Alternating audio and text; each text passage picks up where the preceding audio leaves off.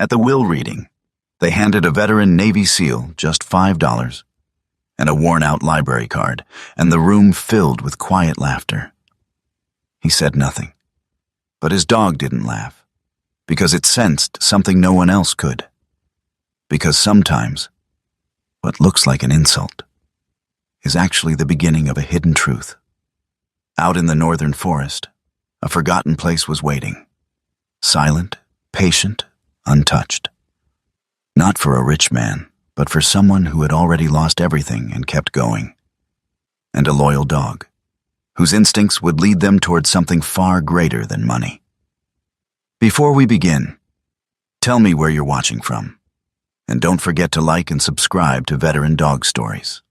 Silas Wren stepped into the law office on a cold northern morning. The kind of cold that didn't just sit on your skin. It settled into your bones and stayed there. Pale gray light filtered through the tall glass windows, revealing a distant line of pine trees stretching across the horizon. They looked quiet, still, like they knew something the town had long forgotten. He didn't belong here. Not in the polished silence of this room, where the scent of leather and expensive wood lingered in the air. Not among people who wore tailored coats and soft expressions sharpened by quiet judgment. Silas carried the weight of a different world, one that smelled like dust, metal, and gunpowder. One that didn't care about appearances. He stood tall at 1.85 meters, broad-shouldered, his frame still carrying the discipline of a Navy SEAL long after the uniform was gone. His olive field jacket had faded at the cuffs, worn from years of use. Beneath it, a red and dark blue plaid shirt rested against a chest that had once carried armor. His cargo pants were practical, his brown leather boots scuffed and weathered, each mark earned somewhere far from rooms like this.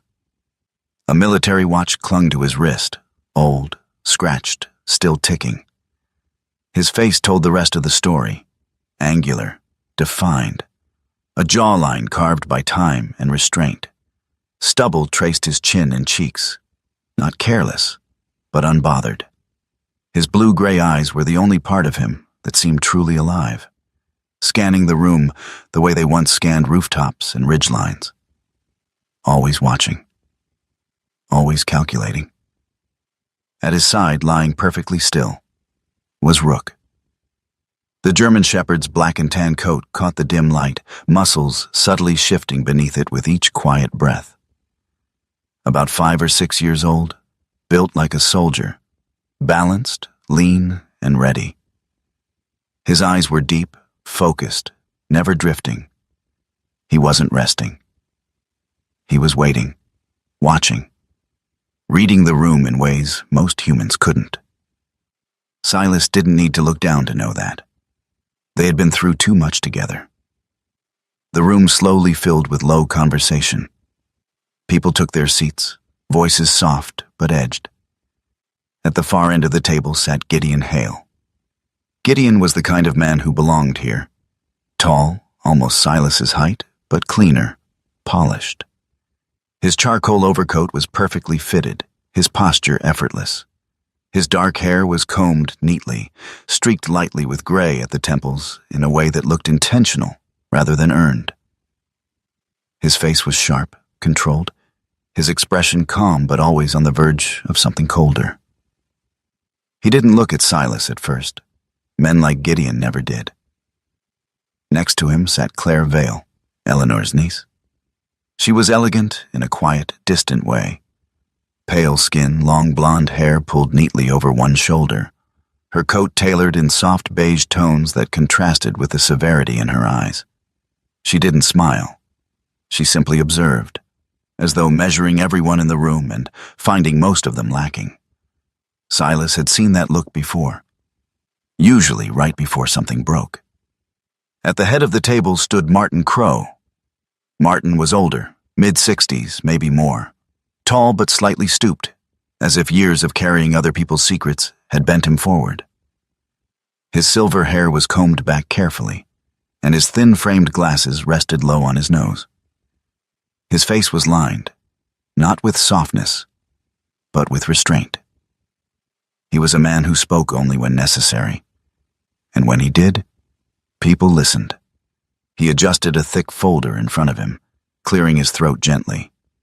"This is the last will and testament of Eleanor Vale." The room fell quiet. Silas leaned back slightly in his chair, his hands resting loosely on the table. He wasn't here for money. He had learned long ago that expecting anything from the world was a mistake. Still, he couldn't deny a flicker of something. Not hope. Something quieter. Recognition, maybe. Eleanor Vale had been different. She hadn't asked him questions he couldn't answer. She hadn't tried to fix him. She had simply allowed him to exist, on her porch, beside her garden, in the silence between words. Sometimes she would talk. Sometimes she wouldn't. But she never looked at him like he was broken. That mattered more than most people understood. Martin began reading.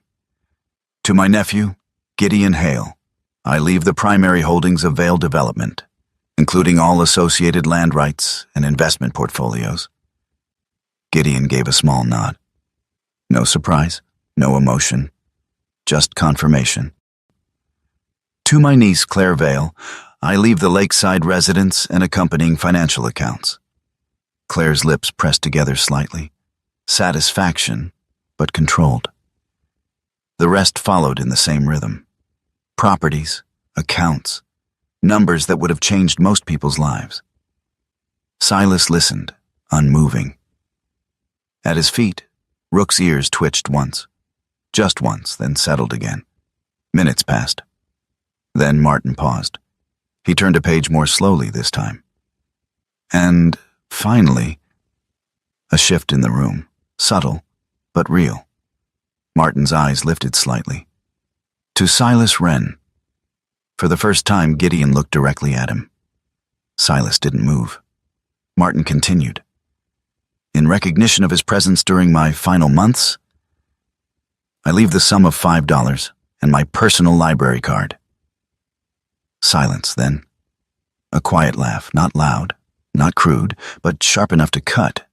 Gideon exhaled through his nose, the corner of his mouth lifting just enough to show amusement. $5, he murmured. "That's generous." Claire didn't laugh. She simply looked at Silas, her expression softer, but not kinder. Pity. That was worse. Martin reached into his pocket and placed a folded $5 bill on the table. Beside it, a worn library card. The edges were frayed, the ink slightly faded with age. They looked small, insignificant. Silas stared at them for a moment. Then he reached forward. His fingers closed around the bill first. Light, meaningless. Then the card.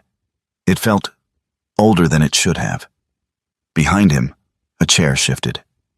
But it wasn't the people that moved. It was Rook. The dog rose slowly, his movement controlled, deliberate. His claws clicked softly against the hardwood floor as he stepped forward. He didn't look at the people. He looked at the card.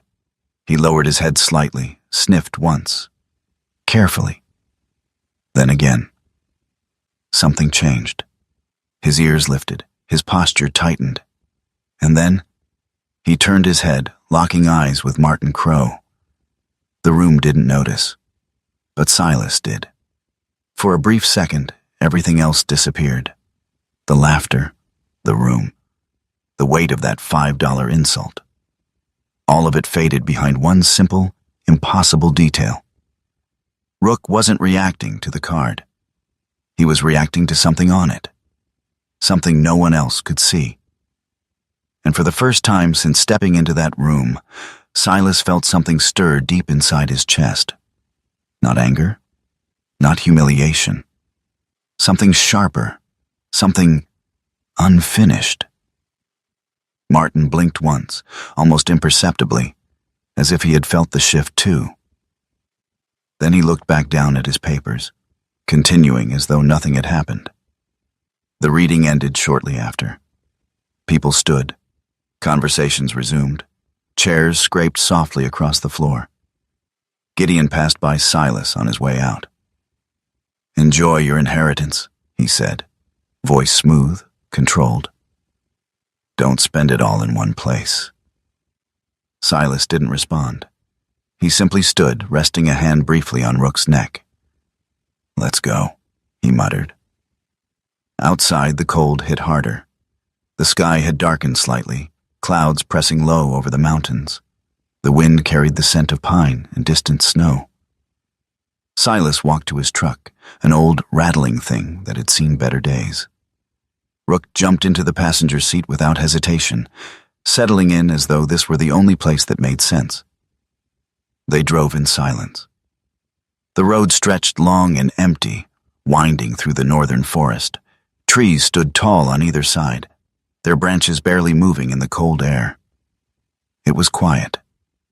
The kind of quiet that used to calm him. Now, it just felt heavy. Back at the cabin, Silas pushed the door open, boots tracking faint dirt across the wooden floor.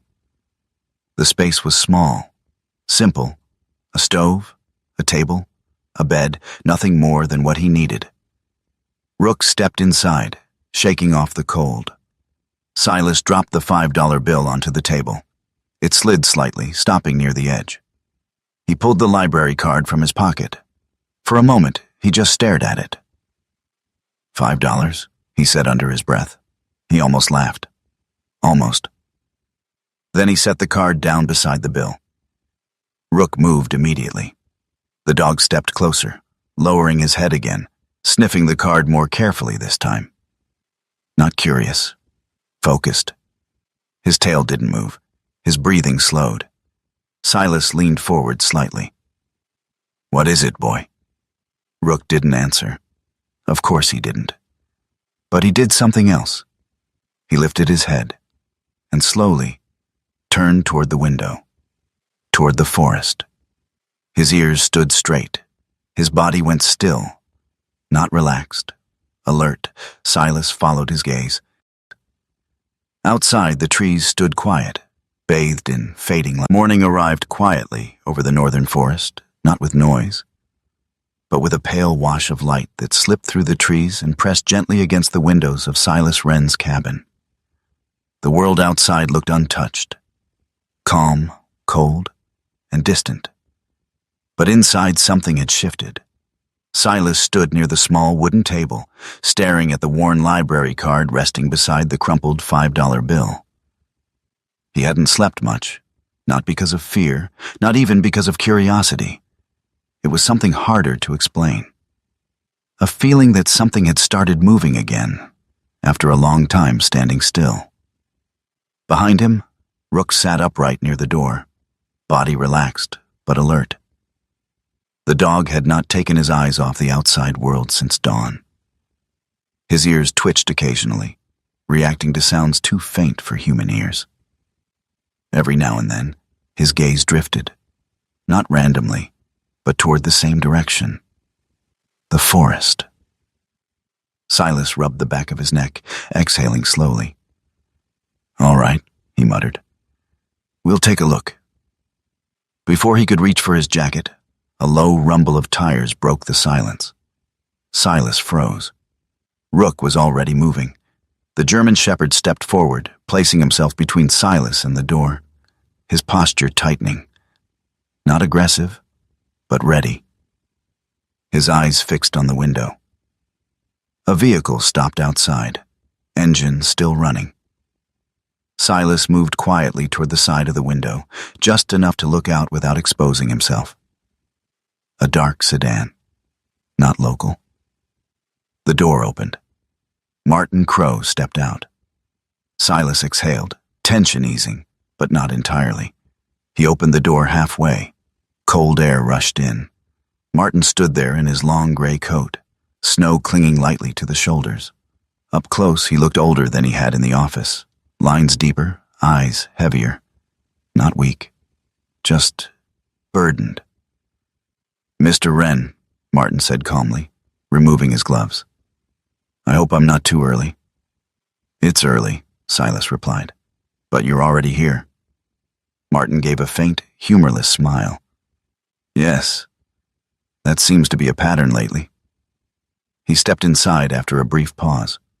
Rook circled him once, silently, nose low, taking in his scent. Not hostile, just thorough. Martin noticed. That's Rook, he said quietly. She used to talk about him. Silas raised an eyebrow. She? Eleanor. Silas didn't respond. Martin walked slowly toward the table, his eyes landing on the library card. You kept it. Silas leaned against the wall, arms crossed. Didn't feel like throwing away something I didn't understand. Martin nodded once. That was wise.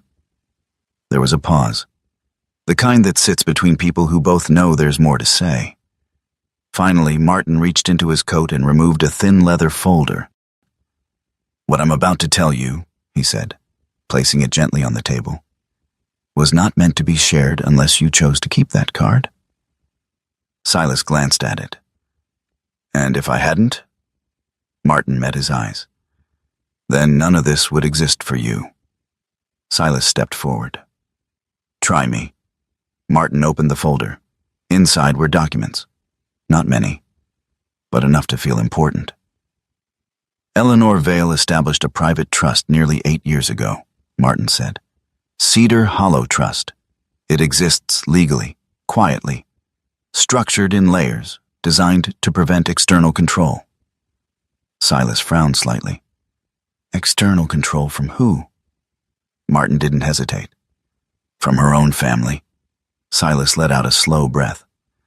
That tracks. Martin allowed himself the faintest hint of a smile. She anticipated resistance, especially from Gideon Hale. At the name, something in the room tightened. Silas looked down at the documents. And this trust, what does it hold? Land, Martin replied. Forest land, around Cedar Hollow. Parcels purchased through different entities, different timelines. On paper, they appear unrelated. But they're not. No, Martin said. They form a single, continuous territory. Silas's eyes shifted slightly. How much land?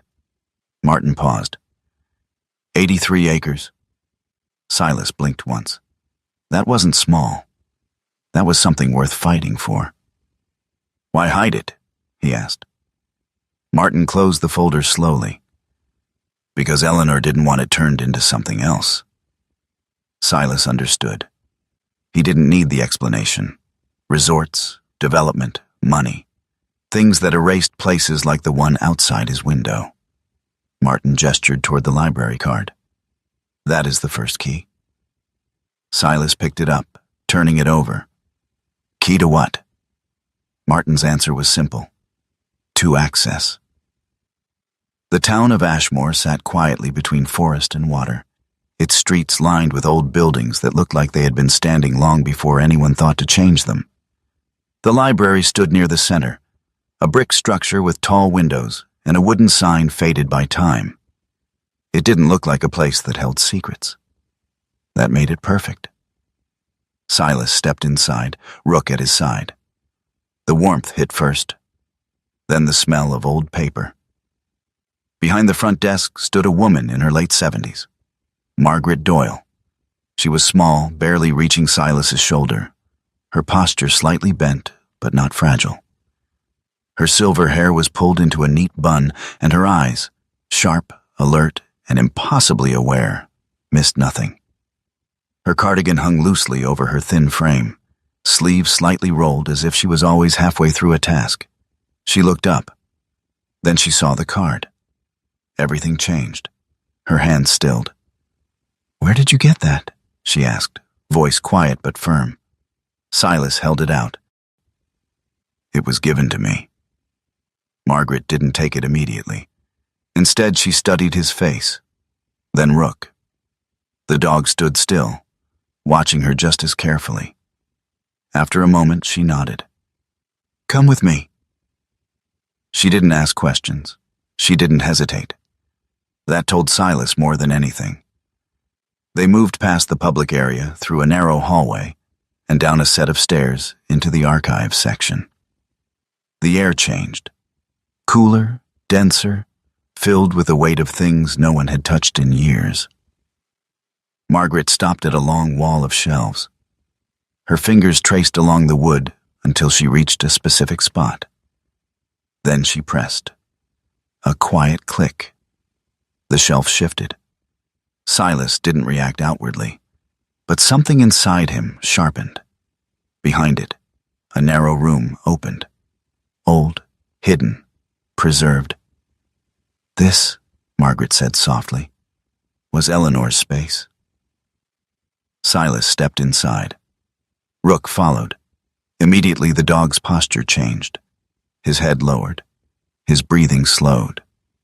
Then he moved, not randomly, directly, toward the far corner of the room.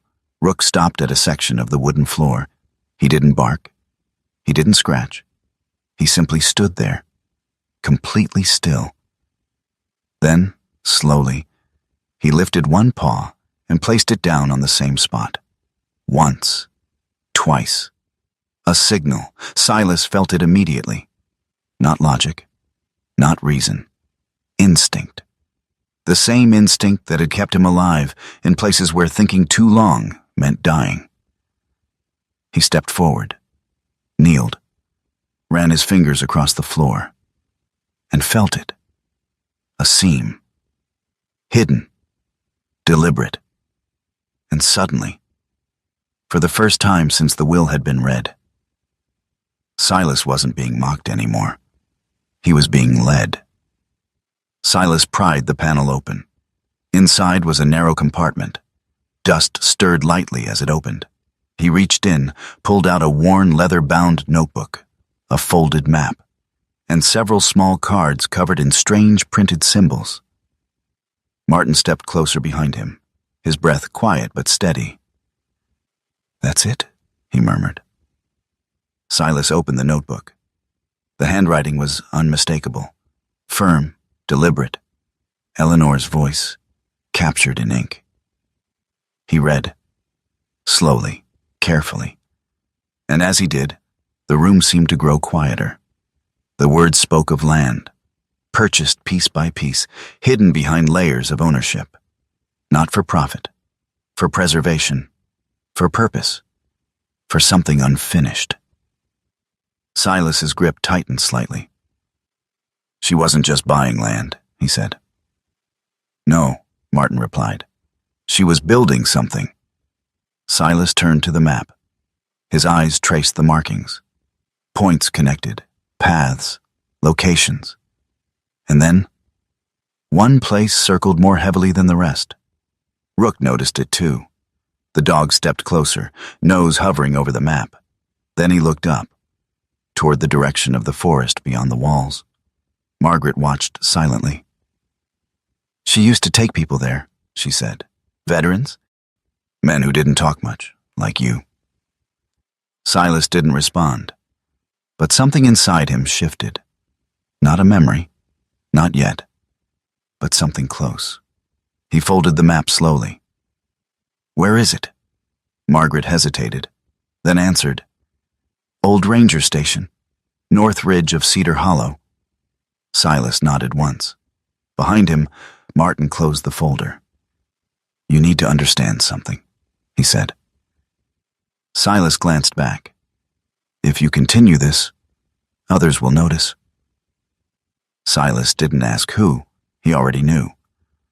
Across town in a glass-walled office overlooking the same quiet streets, Gideon Hale stood with his back to the window. A man sat across from him. Younger, nervous, holding a tablet too tightly. "Sir, we've had activity," the man said. Gideon didn't turn. "What kind of activity?" The man swallowed. "Someone accessed Vale Press archival records." Silence. Then, Gideon smiled. Not wide, not warm, just enough. "I was wondering when she'd try something from beyond the grave," he said. He turned slowly. "And now, we know." His eyes hardened. "Find out who." The man nodded quickly. "And if they find anything first?" Gideon stepped closer. His voice dropped. They won't.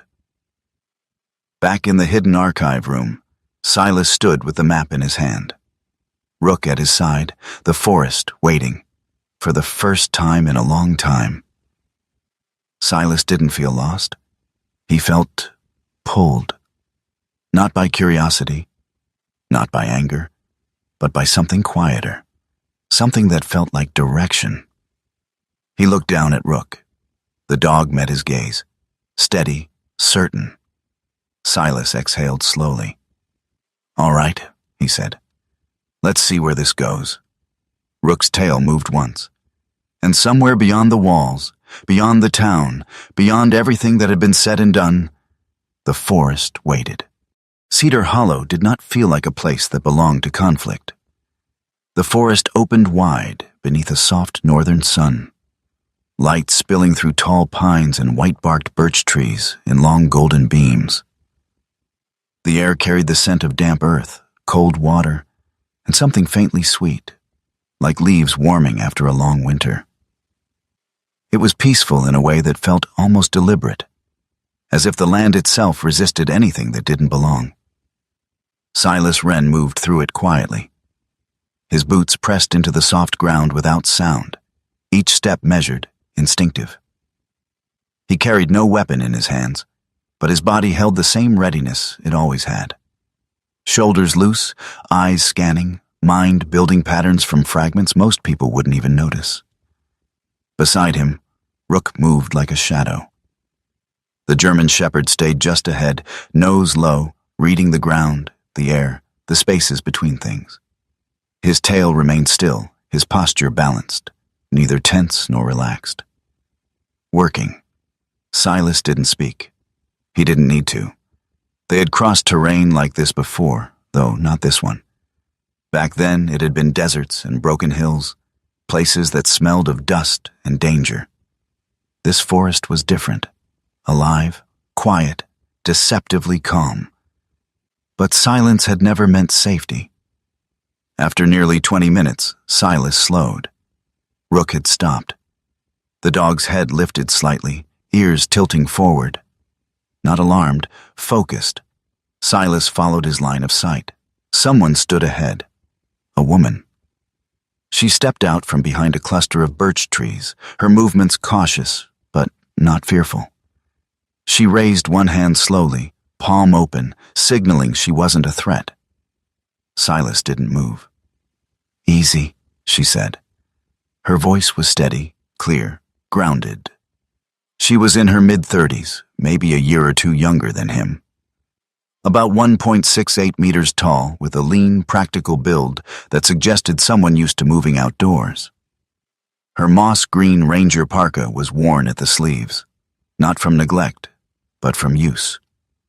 Beneath it, a gray sweater, simple and functional. Dark outdoor pants tucked into waterproof boots.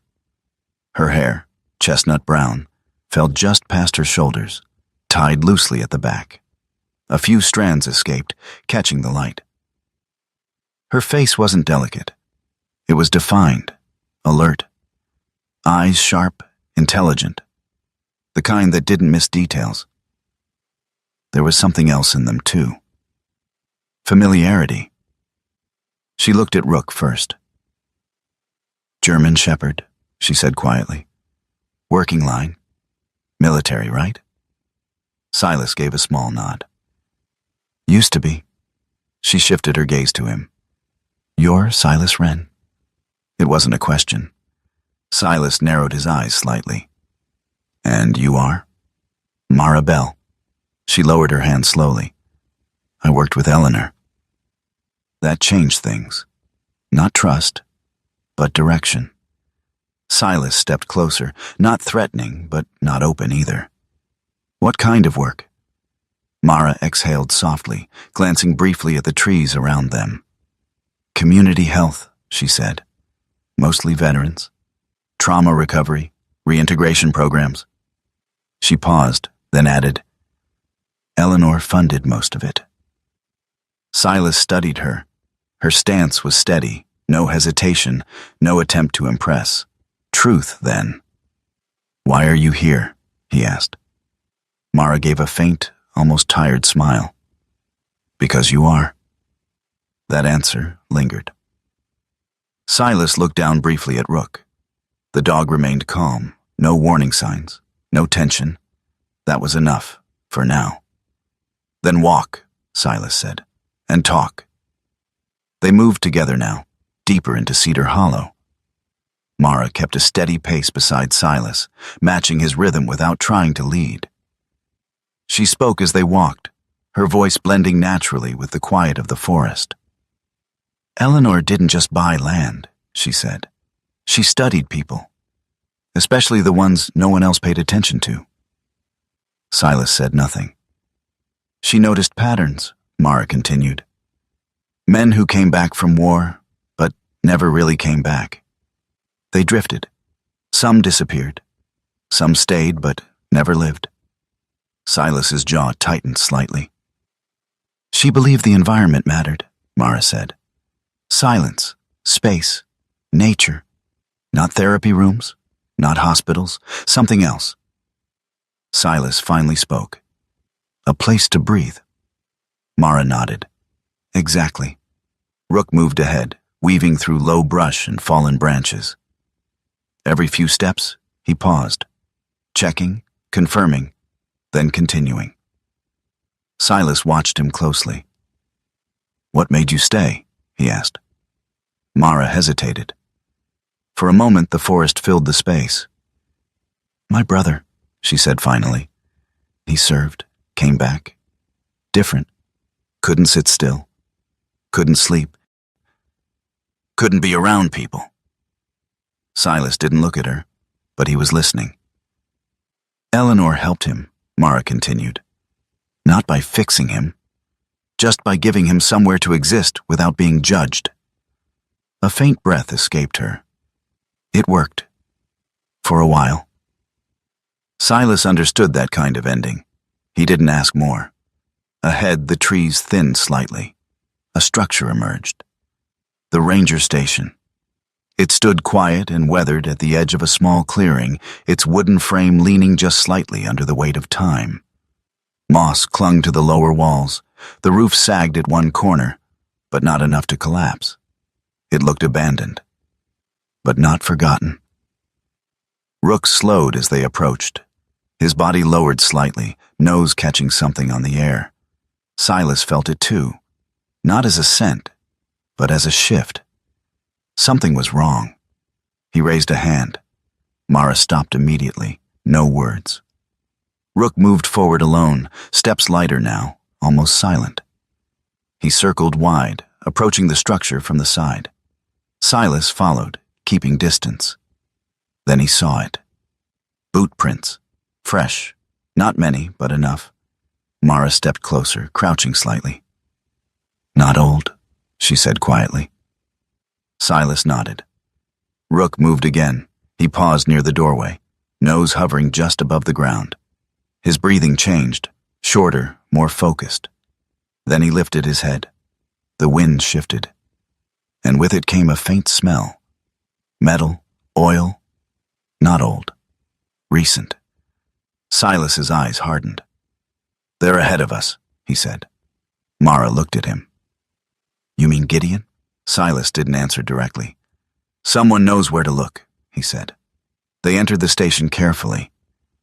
The interior was dim, light filtering through broken windows in thin, uneven lines. Dust covered most surfaces, but not evenly.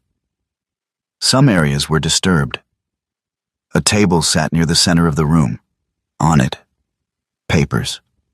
Not organized. Searched. Silas stepped closer. Someone's been here, Mara said, unnecessarily. Silas picked up one of the sheets. Blank. He set it down. Rook moved past them, deeper into the station. His pace slowed. Then he stopped. Rook stood in front of the far wall, not moving, not sniffing, just staring. Silas approached slowly. What is it? The dog didn't react. His eyes were fixed on something. Silas followed his gaze. There, barely visible in the dim light, a photograph. pinned to the wall, old, faded, but untouched. Everything else in the room had been disturbed, except that. Silas reached for it. His fingers brushed the edge, and for a brief second, a strange, quiet stillness filled the room. Not sound, not silence, something in between, like the air itself was holding its breath. He pulled the photograph free. A group of men stood together in front of this very station. Different ages, different faces, but all the same posture. Soldiers. At their feet. Dogs, German shepherds, working dogs, alive, alert. Rook stepped closer. His nose hovered over the image, tracing the shapes. Then he sat. Silas turned the photograph over.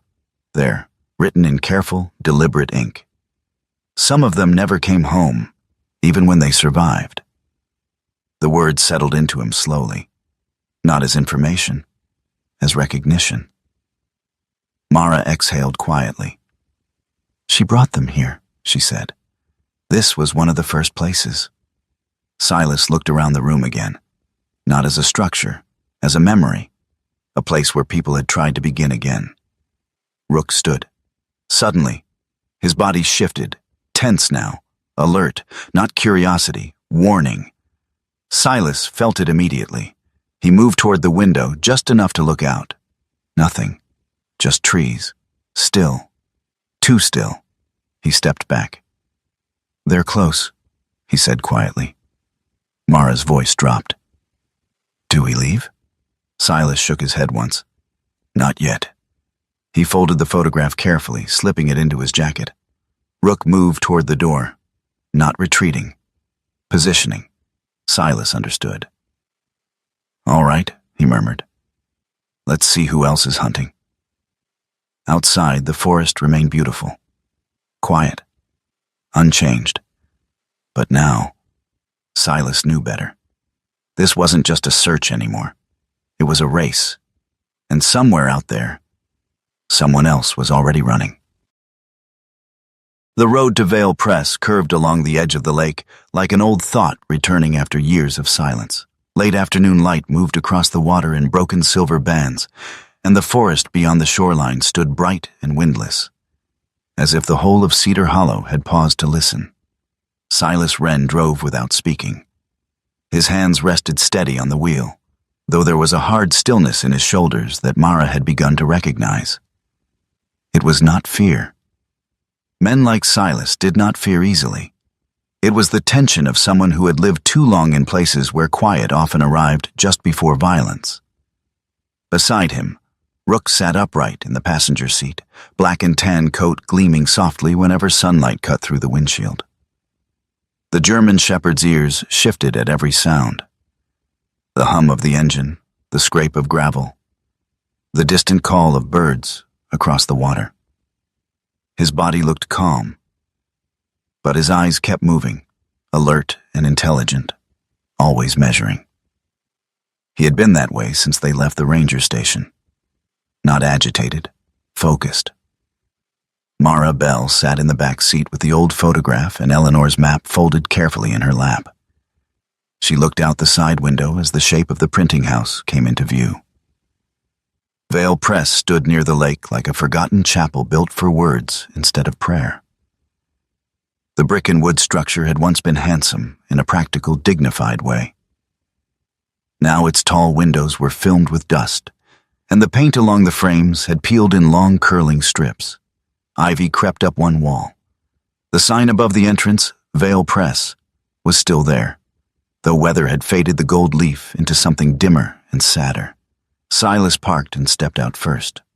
The air smelled of lake water, damp timber, and old paper left too long in summer heat. Rook jumped down beside him and immediately scanned the open ground, nose lifting once toward the wind. Mara followed, tightening her parka against the breeze. The front door opened before they reached it. A small woman stood in the doorway, one hand still on the brass handle. She looked to be somewhere between 75 and 80. With white hair pinned into a practical knot and a narrow face marked by age, intelligence, and long memory. She was short, but there was nothing frail about her presence. Her cardigan was dark gray, worn smooth at the elbows, and a faded apron lay over her skirt, stained with old printer's ink, as if the years had soaked into cloth and refused to leave. Thin spectacles sat low on her nose. Her eyes were bright. This was Elspeth Vale. She looked first at Mara, then at Silas, then finally at Rook. "So," she said, her voice dry but not unkind. "The dog is real." Mara blinked. "You were expecting the dog?"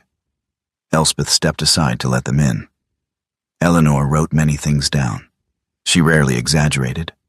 "Come in before the light goes." The interior of Vale Press smelled exactly the way the outside promised it would. Ink, wood pulp, iron, dust, and the faint mineral scent of lake air slipping through old walls. The main room opened wide beneath a high ceiling crossed by thick beams blackened with age. Long tables sat beneath hanging lamps. Drawer cabinets lined the walls, each filled with metal type, labels, and forgotten tools. At the center stood the old printing press, heavy, iron-bodied, and beautiful in the way old machines sometimes are, as if they had once possessed a soul borrowed from the people who worked them. Rook moved more slowly here. Not because he was uncertain, because he was reading everything. His paws made soft sounds on the old plank floor as he circled once, nose low. He paused beside a cabinet, then the press, then the staircase leading to the back loft. Silas watched him out of habit, but his own attention kept drifting to the press itself. It dominated the room the way certain men used to dominate a command tent, silent, scarred, and carrying the weight of everything built around it. Elspeth noticed. "She bought that press with her husband," she said, "before the company split into papers and deeds and all the modern nonsense. Back then this place printed church bulletins, town notices, missing person posters, poetry pamphlets, war letters, and funeral cards. Eleanor used to say ink told the truth more honestly than most people." Mara walked slowly beside one of the long tables, fingertips grazing its edge. "You stayed?" Elspeth gave a thin smile. Somebody had to remember how the place breathed. She looked at Silas then, really looked at him. He stood in his olive field jacket, broad shoulders filling the soft gloom of the room, blue-gray eyes alert beneath the hard angles of his face. He looked too large for the quiet house of paper and type, but not wrong inside it. Just out of season. Like a soldier who had entered a library by mistake and discovered something there knew his name. "You do resemble him," Elspeth said. Silas's jaw tightened slightly. "Her son?" "Yes." Mara glanced between them. "You knew?" Elspeth nodded once. "Not at first. But grief has patterns." Eleanor had spent years looking for one thing in broken men. Not strength, not obedience. Recognition. Silas did not answer. Elspeth reached into the pocket of her apron and removed a small brass key. The symbols from the map? Mara unfolded the cards from the archive and handed them over. Elspeth studied them beneath the nearest lamp. Her old fingers moved with practiced precision across the marks, pausing now and then as if listening to the language beneath them. "These aren't random printer codes," she murmured. "They're lock marks. Position, pressure, sequence." She looked toward the press. Eleanor hid things the way some women hide jewelry. Inside work. They gathered around the machine. Elspeth pointed out a series of nearly invisible notches carved into the side frame, each aligned with a small dial and plate beneath the main roller bed. Silas followed her instructions, turning one lever, then another. The metal resisted at first, then yielded with a slow, reluctant groan. Nothing happened. Elspeth frowned. Mara leaned closer. "Did we miss one?" Rook, who had been circling near the back of the press, stopped abruptly. He lifted his head, sniffed toward the machine, then placed one paw against the wooden feedboard that extended from its front. Not a scratch, not a strike, just pressure. Silas looked down at him, then at the board. "There," Elspeth whispered. He pushed. A hidden latch gave way. The side panel of the press shifted inward with a deep metallic click, and a narrow compartment slid open from inside the iron frame. For a moment, no one moved. Inside lay three things: a leather packet tied with faded ribbon, a small recorder with 2 labeled tapes, and a sealed folder bearing Eleanor Vale's name in firm black script. Mara let out a breath she did not realize she had been holding. Elspeth closed her eyes briefly, not in surprise, but in the ache of old loyalty fulfilled. "You stubborn woman," she murmured to the absent dead. Silas reached in and lifted the recorder first. It was older, but well preserved. The tape was marked simply, "For the one who stays." He looked at Mara, then Elspeth. "Do we have a player?" Elspeth turned without a word and crossed to a cabinet near the back wall. From its bottom shelf she pulled a small cassette player wrapped in cloth. She set it on the table, plugged it into the wall, and pressed the tape into place. The machine clicked. Static breathed. Then a woman's voice filled the room. Eleanor's. Age had roughened it, but it remained unmistakably deliberate. Calm, educated. A woman who had spent a lifetime speaking only after she had decided her words mattered. "If you are hearing this," she said, "then at least one faithful heart has outrun the impatient ones." Mara lowered her eyes.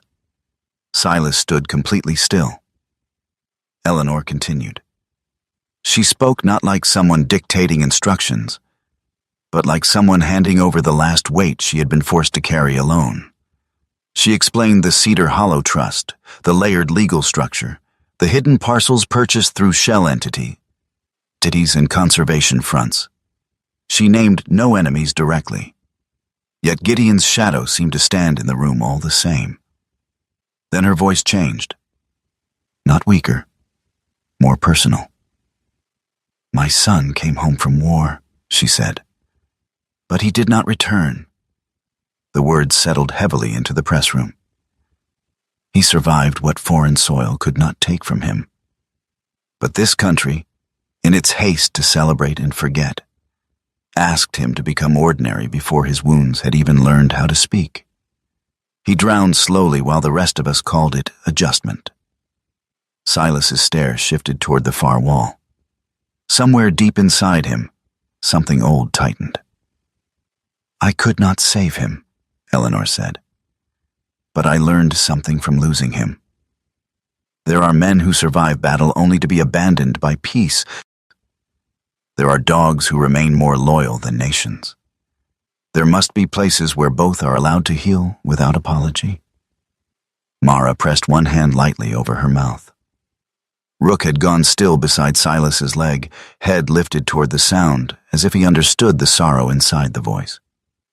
Eleanor explained that Cedar Hollow was meant to become a place of recovery. For veterans, for working dogs retired from service, for men who could no longer fit inside normal lives. She had chosen secrecy because those closest to her would have sold the land piece by piece and called it progress. Then came the part that changed the air in the room. "I did not choose Silas Wren because he is perfect," she said. "I chose him because he knows what it means to keep moving while carrying what should have killed him, and because the dog trusts him still." Silas closed his eyes for one brief second. The fish camp lay deeper than most people would ever go. Not because it was far, but because it felt like a place the world had quietly decided to forget. Silas Wren drove the last mile along a narrow dirt road that barely deserved to be called one.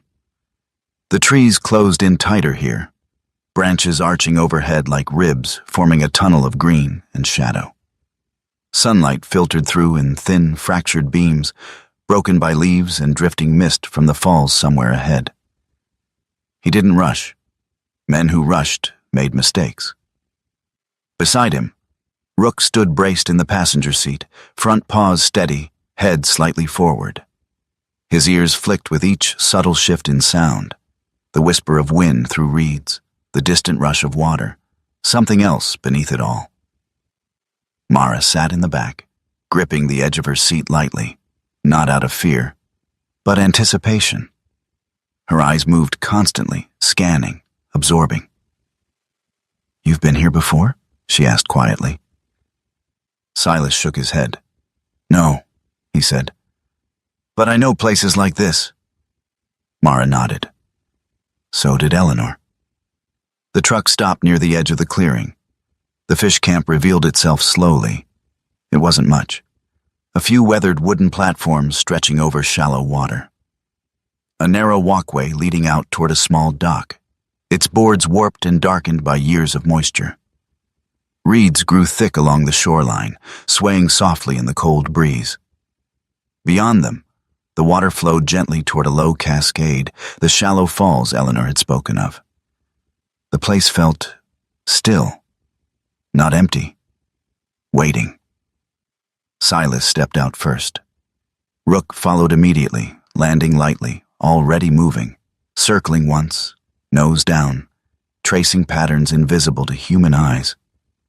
His body language shifted within seconds. Not calm anymore. Aware. Mara stepped out behind them, pulling her parka tighter. "It's beautiful," she murmured. Silas didn't answer. He was already watching the ground. Boot prints, again, fresh. Not just one person this time, multiple, spread out, methodical. "Private team," he said quietly. Mara's voice lowered. "Gideon." Silas nodded once. "He doesn't know exactly what he's looking for," Silas said, "but he knows it's here." Rook moved ahead along the wooden walkway, stepping lightly despite the age of the boards. His nails barely made a sound. Silas followed, weight distributed carefully, testing each step. The wood creaked under pressure, old, unstable. Water moved beneath them in soft, endless motion. Mara hesitated for a second before stepping onto the walkway, eyes flicking down at the dark water below. "You ever think about how quiet places like this are?" she asked. Silas didn't look back. Only when they stopped being quiet. They moved deeper. The walkway split into two narrow paths, one leading toward the dock, the other circling along the reeds toward a small hut built on stilts above the water. Rook stopped at the split. His head turned slightly, listening. Then he chose, left, toward the hut. Silas didn't question it. He followed. The air felt colder here, not temperature, something else. Mara noticed it too. "This is where he came," she said softly. "Eleanor's son." Silas stepped onto the final stretch of boards leading to the hut. The door hung slightly open, not broken, opened, recently. Silas raised a hand. Mara froze behind him.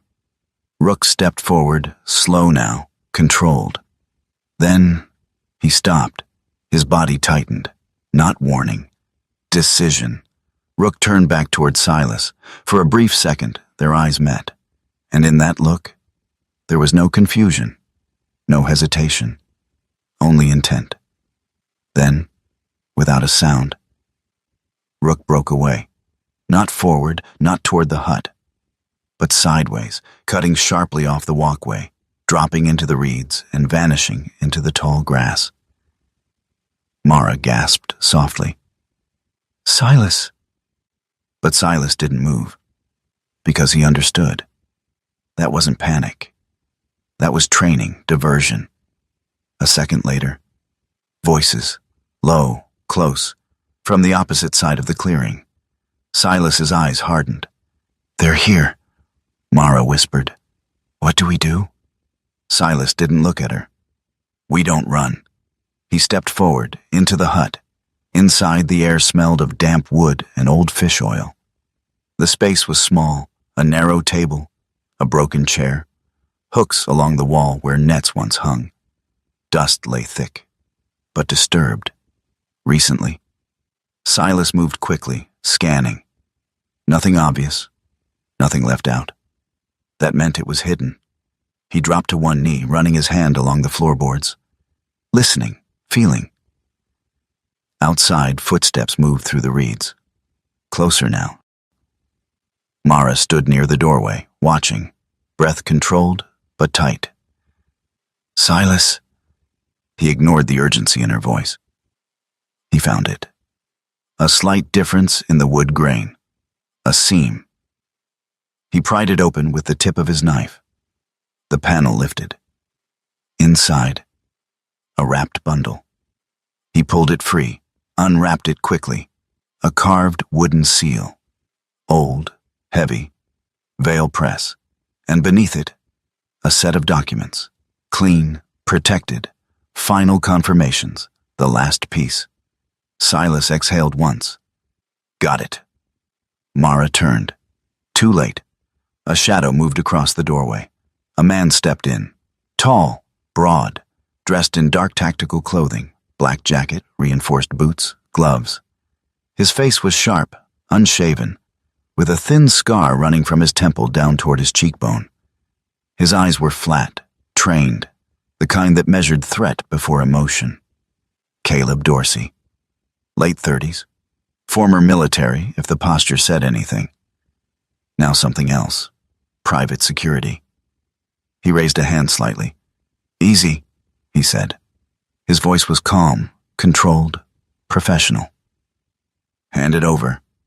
Silas didn't move. Don't think so. Dorsey's gaze flicked briefly to the documents in Silas's hand, then back to his eyes. You don't understand what you're holding. Silas gave a faint, humorless smile. I understand enough. Behind Dorsey, more movement. 2 more men approaching, time shrinking. Mara stepped back, eyes darting. Silas? Dorsey took 1 step forward. Last chance. Silas didn't answer. Instead, he moved, fast. He shoved the table sideways, the wood crashing into Dorsey's knees, throwing off his balance for just a second. Enough. Silas grabbed Mara's arm. Move! They burst out the back of the hut. The walkway shook under their weight as they ran. The boards creaked, groaned, shifted dangerously. Behind them, shouts, boots pounding, water splashing. The chase began. The open space worked against them. No cover, no concealment, just narrow wood, unstable ground, and water that would slow anyone who fell into it. Mara slipped once. Silas caught her. Keep moving! Gunfire cracked behind them. Not aimed to kill. Warning, pressure. They reached the split in the walkway. Silas made a decision instantly. Right! They cut across the narrower path toward the dock. The wood here was worse. Slick, warped. Mara nearly fell again. Silas kept her moving behind them. Dorsey regained ground. Faster, more controlled. He wasn't rushing. He was hunting. Then, a sound. A bark, sharp, from the reeds. Rook. The dog burst from the grass on the opposite side of the clearing, moving fast, drawing attention, drawing eyes, drawing movement. Dorsey reacted immediately, turning, adjusting, diverted, exactly as planned. Silas didn't slow. They reached the end of the dock, nowhere left, water ahead, reeds to the side. Mara looked at him. What now? Silas turned, just in time to see Dorsey closing the distance again. No more space. No more time. Then, Rook reappeared, charging straight toward them, but not stopping. He slammed into Dorsey from the side, hard. The man stumbled, losing footing for just a second. But enough. A shot fired. Wild. Rook yelped. A sharp, brief sound. Silas's heart stopped. Rook! The dog hit the ground, rolled, then scrambled back up, limping slightly, but moving. Alive. Still moving. Still fighting. Silas made the decision. Not tactical, not strategic. Personal. He turned. back toward them. Mara shouted, "Silas, no!" But he was already moving, back into the fight. He reached Rook in 2 strides, dropping to one knee. Blood. Not deep, but real. Rook's eyes locked onto his. Steady, still focused, still ready. "You're good," Silas muttered. "You're still good." The dog's tail flicked once. That was enough. Silas stood, turned, faced Dorsey again. The man had recovered, breathing controlled, eyes sharper now. "You should have left," Dorsey said quietly. Silas shook his head. "Not how this ends." Behind him, Mara stood frozen between fear and disbelief. Because she understood something now. This wasn't about escape anymore. This was about choosing not to walk away. Silas stepped forward, Rook at his side, despite the limp, despite the blood. Together. And for the first time since this began, Silas wasn't running. The town hall in Ashmore had never been built for conflict. It was a simple structure. White-painted wood, wide windows, a bell tower that hadn't been used in years. Inside, rows of old chairs faced a raised platform, where decisions were usually made quietly, politely, and without consequence. Today felt different. The room was already full when Silas Wren stepped through the front door. People turned. Not all at once, not dramatically, just enough for the shift to be felt. Silas paused for half a second, letting his eyes adjust. The same calm posture, the same worn olive field jacket, the same quiet weight in his presence. His boots carried dust from the forest floor into polished civic space. It didn't belong here. Neither did he. Behind him, Mara Bell walked in with steady steps, her moss-green parka zipped halfway, hair tied loosely back. She carried a thin folder under her arm, papers marked and organized, her eyes focused forward. She didn't look nervous. She looked prepared. Rook entered last. The German shepherd moved at Silas's side, body aligned with his stride, head slightly lowered, but eyes alert. The dog's presence drew whispers, low, uncertain, some curious, some uneasy. He ignored them. Silas moved toward the front row. At the far end of the room, Gideon Hale stood already at the podium. He looked exactly as expected, immaculate. His charcoal overcoat had been replaced by a tailored suit, perfectly fitted, dark and precise. His hair was combed cleanly, his posture relaxed but controlled. He greeted people as they entered, offering polite nods, quiet smiles. The version of himself he showed the world. A man who built things. A man who made sense. On a table beside him sat presentation boards, maps, development plans, architectural renderings, clean lines, bright colors, promises made visible, opportunity. Silas studied them briefly. He had seen something like this before. In another country. Different language, same outcome. At the back of the room stood Martin Crowe, hands folded loosely in front of him. He wore the same gray coat, the same quiet composure. But today, there was something more beneath it. Resolve. Near him, several townspeople gathered, older men, women, a few younger workers. Among them stood 2 individuals Mara had spoken to earlier.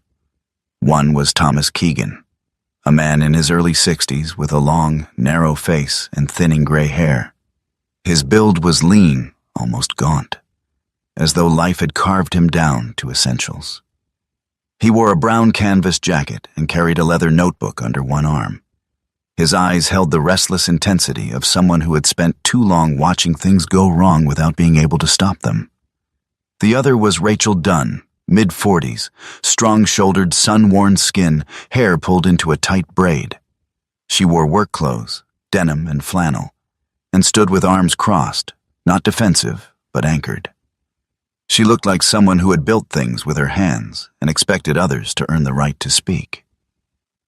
Witnesses. Mara's witnesses.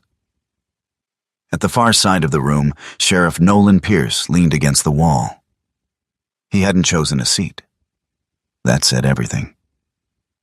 Pierce was a tall man in his early 50s, broad through the shoulders, with a square face marked by a faint scar along his jawline. His brown sheriff's jacket hung open over a dark shirt, badge catching the light occasionally as he shifted his weight. His hair was short, graying at the edges, his eyes unreadable, neutral, or so everyone thought. The meeting was called to order. Gideon stepped forward. "Ladies and gentlemen," he began, voice smooth, practiced. "We are here today to discuss the future of Cedar Hollow." His tone carried easily, not loud, convincing. He spoke of opportunity, jobs, infrastructure, growth. He moved through his presentation with calm confidence, pointing to maps, outlining phased development, explaining projected revenue. His words were measured, reasonable, almost reassuring. "People cannot live on memory," he said at one point, pausing just long enough for the sentence to settle. "They need stability, work, a future they can see." Heads nodded, some more than others. Silas remained still. Beside him, Rook shifted slightly, ears flicking once as a man coughed 2 rows behind them. Mara listened carefully, her expression tightening not with anger, but recognition. She had heard arguments like this before. Logical, clean, incomplete. Gideon finished to polite applause. He stepped back. The room felt balanced. Not decided, not yet. Martin moved forward next. He didn't raise his voice. He didn't try to compete. He simply began.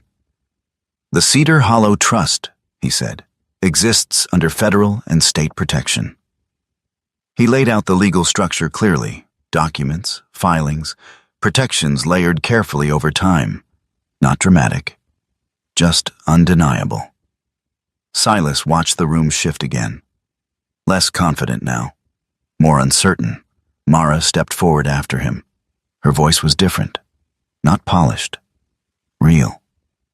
She spoke of the veterans who had come back broken, not visibly, but quietly. She spoke of the programs Eleanor had funded, the land used not for profit, but for healing. She introduced Thomas and Rachel, who stepped forward to confirm her words. Thomas spoke slowly, carefully choosing each word. "I've seen what happens when places like this disappear," he said. "People don't vanish all at once. They fade." Rachel's voice was stronger. "My brother didn't need a job," she said. "He needed somewhere that didn't expect him to be someone else." The room held that.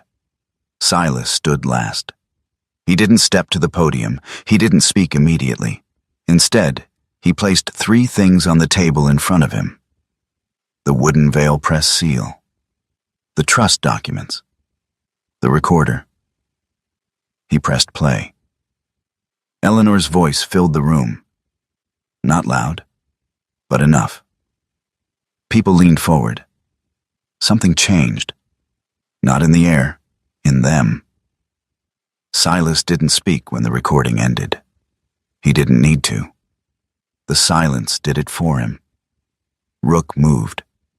Not toward Silas, not toward the door, but toward the side aisle. Slowly, deliberately. His nose lowered, tracing something unseen. Silas noticed immediately. The dog stopped beside a man seated near the edge of the room. Mid-30s, clean-shaven, well-dressed. Too well-dressed for Ashmore. His name, though few knew it, was Ethan Cole. He worked for Gideon, an assistant. But not just that. His posture betrayed him. Too stiff, too aware. Rook stood beside him, staring. Not growling, not barking, just watching. Ethan shifted, once, then again. His hand moved toward his jacket pocket. Small movement, but wrong. Silas's eyes sharpened. "Don't," he said quietly. The word cut through the room. Ethan froze. Too late. Sheriff Pierce pushed off the wall. 2 steps, 3. He reached Ethan before anyone else could react. "Hands where I can see them," Pierce said calmly.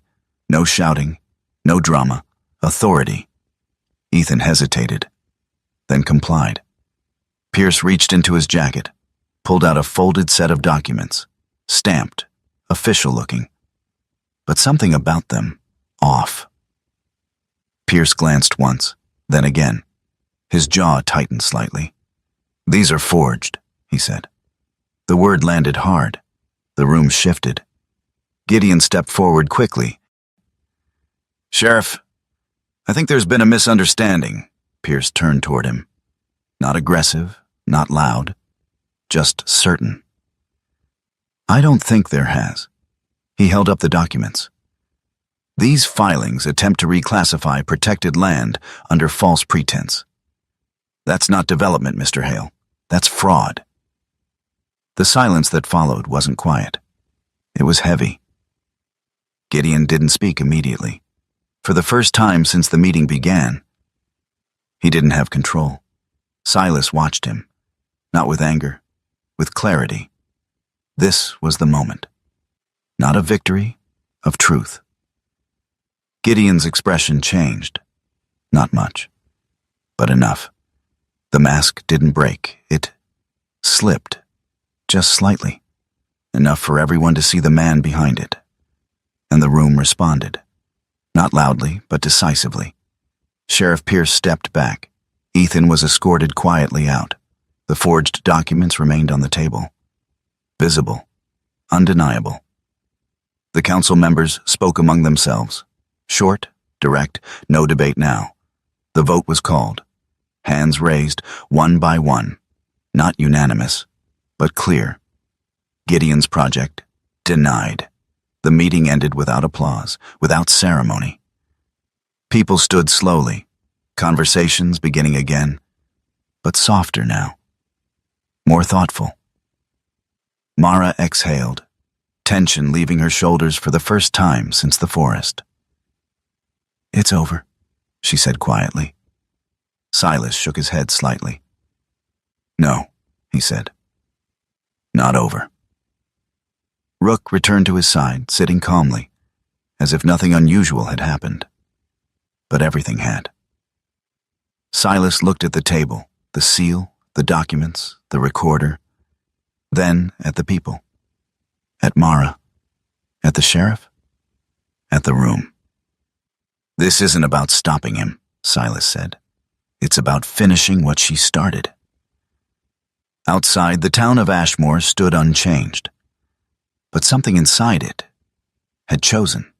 Spring came slowly to Cedar Hollow, not as a sudden burst of green, but as a quiet return of life, one small change at a time. Snow melted into thin streams that traced their way through the forest floor. The lake lost its gray stillness and began to reflect the sky again. Birds returned first, then the insects, then the faint sound of wind moving through leaves that hadn't been there a week before. The land breathed again, and this time, it didn't feel forgotten. Silas Wren stood at the edge of the field, hands resting loosely at his sides, watching the morning unfold. The same olive field jacket hung from his shoulders, the same worn boots pressed into the damp earth. But something about him had shifted, not outwardly, not in the way others would notice, but inside, something had settled. The field stretched out before him, no longer wild and untouched, but not controlled either. Wooden fencing marked out sections of land, simple and practical. A few cabins had been restored, nothing luxurious, just clean spaces with open doors and wide windows. Paths had been cleared, not cut through, but shaped carefully to follow the natural flow of the terrain. This wasn't development. This was respect. Behind him, a voice called out, "Hey, try again, slower this time." Silas turned. Across the field, Mara Bell stood beside a young man holding the leash of a German shepherd that was clearly not cooperating. The dog pulled hard to the side, restless, unsure, reacting more to the handler's tension than anything else. Mara crouched slightly, her moss-green parka brushing the grass as she adjusted her posture. "Don't fight him," she said calmly. "He feels that." The young man nodded, though his grip remained tight. This was Evan Carter. Mid-20s, lean, almost too thin for his height, like he had lost weight and never quite gained it back. His dark hair was cut short but uneven, his jaw clean but tight, as if he was constantly holding something in.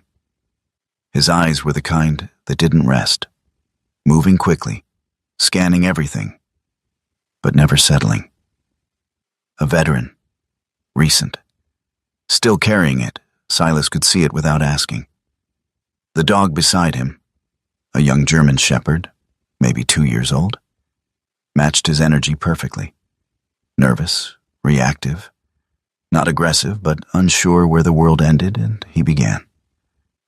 Mara reached out slowly, placing a hand lightly on the dog's shoulder. "Breathe," she said. Not to the dog, to Evan. The young man exhaled, just slightly. The dog responded almost instantly. Not obedience. Connection. Silas watched quietly. This was the work now. Not missions, not orders. Moments like this. Small, unseen, but real. At his side, Rook stood still, observing. The German shepherd had changed too. His movements were steady again, his strength returned, but a faint scar traced along his shoulder, hidden beneath thick fur, visible only when the light caught it just right. A mark. Not of injury, of choice. Silas reached down, resting a hand briefly on Rook's neck. "You still got it," he murmured. Rook's tail moved once. Across the field, the young dog finally stopped pulling. Evan's grip loosened. For the first time since Silas had seen him, the man smiled. Not fully, not easily, but enough.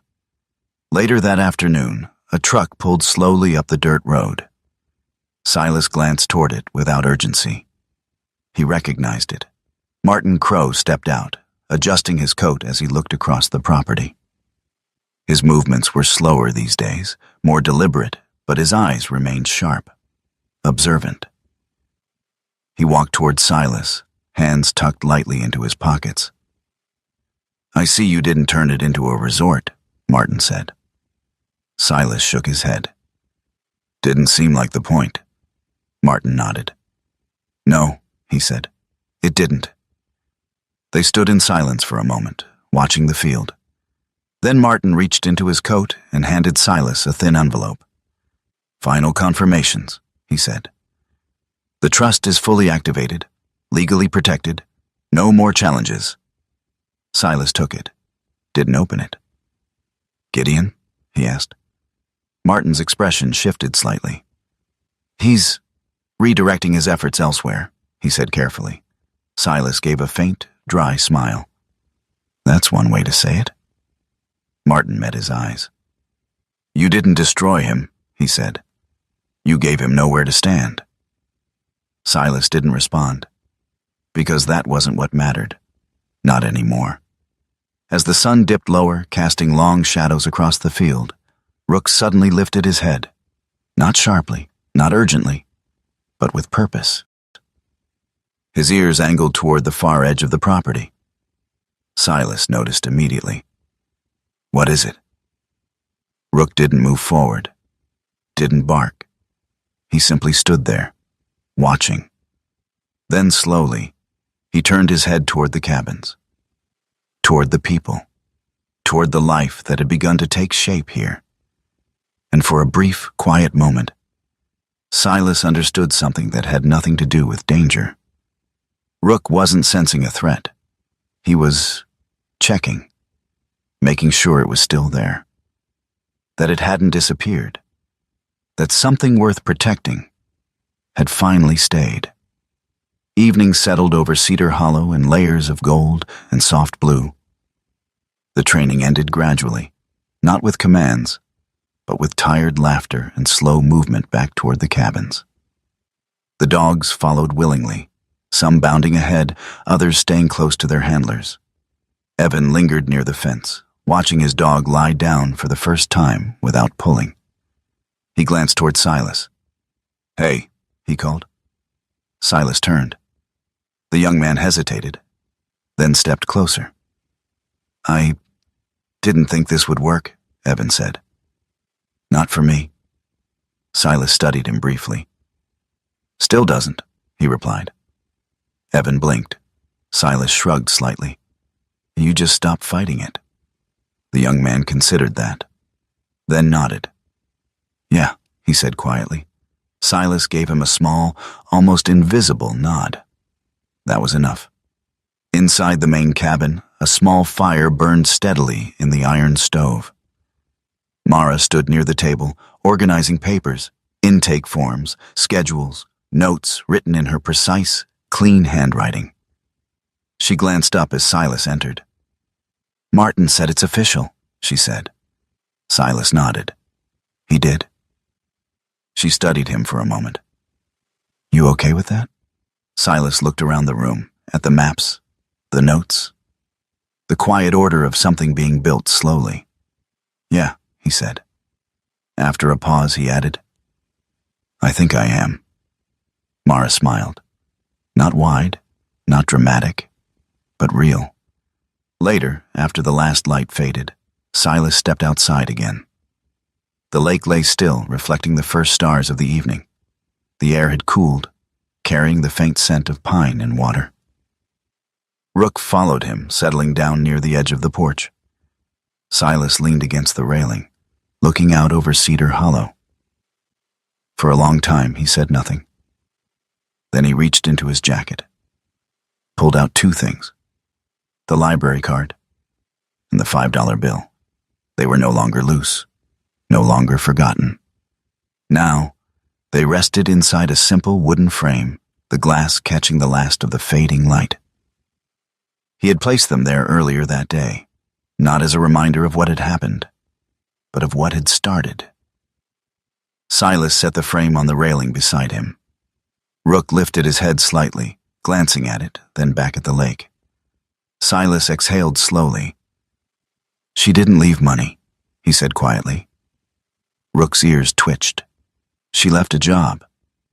The dog's tail moved once. That was enough. Silas looked out across the water. For years he had carried a sense of distance, like he was always standing just outside of wherever he was supposed to be. Not anymore.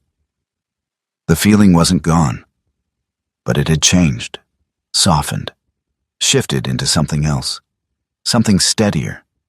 Belonging wasn't loud. It didn't announce itself. It just stayed. Silas rested his hand on Rook's head.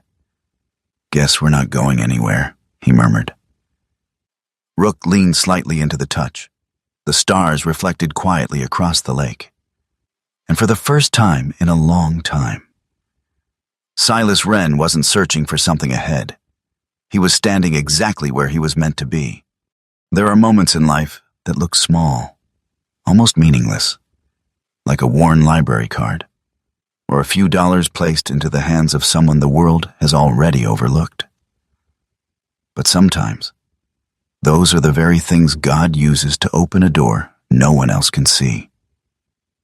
This story was never really about land or money or winning against someone stronger. It was about being chosen for something deeper, about a man who thought he had lost everything, and a loyal dog who never stopped standing beside him. And in that quiet loyalty, in that unshaken bond, something greater was at work. Maybe that's how miracles truly happen, not in loud, overwhelming moments, but in the small, steady steps, in the second chances, in the places where broken people begin to heal, in the way a dog senses what a human heart cannot say, in the way God places us exactly where we are needed, even when we don't understand it at first. If you are watching this right now, maybe you felt lost too. Maybe you've walked through your own battles, carrying things no one else can see. just remember this. Your story is not over. What feels like the end may only be the beginning of something God has been preparing all along. Sometimes the greatest gift is not what we receive, but what we are trusted to build. If this story touched your heart, take a moment to share it with someone who might need it today. Leave a comment and tell me where you are watching from, and what part of this journey stayed with you the most. And if you believe in stories about loyalty, purpose, and second chances, don't forget to subscribe to Veteran Dog Stories so you don't miss the next one. May God bless you, guide your steps, and bring peace to your heart, no matter where you are in your journey today.